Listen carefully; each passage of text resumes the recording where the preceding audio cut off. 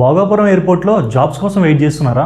అయితే ఒక important update. మా ఫ్రెండ్స్ కూడా అడుగుతున్నారు ఎయిర్పోర్ట్లో జాబ్స్ ఎప్పుడు వస్తాయి, ఎలా అప్లై చేయాలి మామా అని. అయితే దీనికి ఆన్సర్ ఏంటంటే, మెయిన్ టెక్నికల్ జాబ్స్ అయితే ఎక్స్పీరియన్స్ ఉన్న క్యాండిడేట్స్ని లేదా ఏవియేషన్ ట్రైనింగ్ తీసుకుని ఉంటారు కదా వాళ్ళని, ఆల్రెడీ ఎయిర్లైన్స్లో వర్క్ చేస్తున్న వాళ్ళని రిక్రూట్ చేసుకునే ఛాన్సెస్ ఎక్కువ ఉంటాయి. ఇంకొన్ని గ్రౌండ్ స్టాఫ్ అయినా, సెక్యూరిటీ అయినా, కస్టమర్ సర్వీస్ అయినా, వీటికి జాబ్ నోటిఫికేషన్స్ రిలీజ్ చేస్తారు. అవి వచ్చినప్పుడు మన పేజ్లో క్లియర్గా వీడియో చేస్తా, మీరైతే మన పేజ్ని ఫాలో చేసి ఉండండి. అండ్ మన మెయిన్ వీడియో గురించి వచ్చేస్తే, ఈ ఎయిర్పోర్ట్ గురించి 3 క్రేజీ ఇంట్రెస్టింగ్ ఫ్యాక్ట్స్ చెప్తా.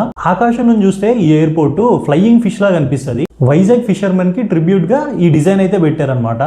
ఇంకో ఇంట్రెస్టింగ్ ఫ్యాక్ట్ ఏంటంటే, ఫస్ట్ ఫేజ్లోనే ఈ ఎయిర్పోర్ట్ 60 లక్షల ప్యాసింజర్స్ని హ్యాండిల్ చేస్తుంది. ఫ్యూచర్లో 4 కోట్ల ప్యాసింజర్స్ని హ్యాండిల్ చేసేలా డిజైన్ ప్లాన్ చేస్తున్నారు. ఇంకో ఫ్యాక్ట్ ఏంటంటే, ఈ ఎయిర్పోర్ట్లో 3.8 కిలోమీటర్స్ లాంగ్ రన్వే ఉంది.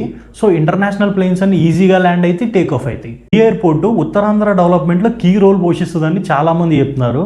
అండ్ దీని ప్రారంభానికి మన ప్రధానమంత్రి మోడీ గారు వచ్చారు, ఆంధ్రప్రదేశ్ ముఖ్యమంత్రి నారా చంద్రబాబు గారు, పవన్ కళ్యాణ్ గారు, వీళ్ళందరూ వచ్చారు. మీటింగ్ కూడా చాలా ఘనంగా అయింది.